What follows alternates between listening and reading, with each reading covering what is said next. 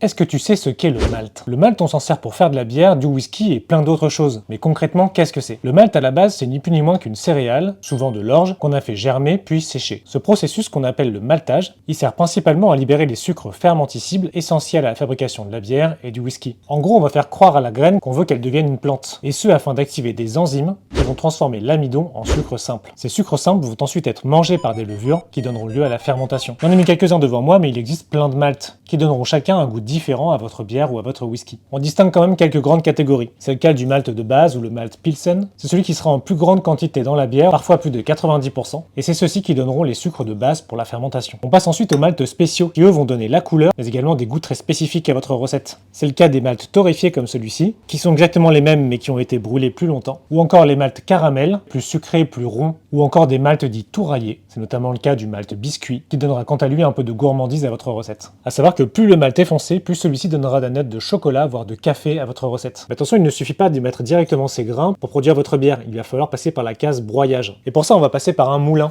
qui peut être de ce style. Ce qu'on va chercher à faire ici, c'est casser l'enveloppe protectrice et rendre l'amidon qu'il contient accessible lors de l'étape de l'empâtage, afin d'extraire un maximum de ce qui nous intéresse, les sucres fermentescibles. Moi c'est Thomas et toujours je t'apprends un truc sur le monde de la bière, des whisky et des spiritueux, n'hésite pas à t'abonner.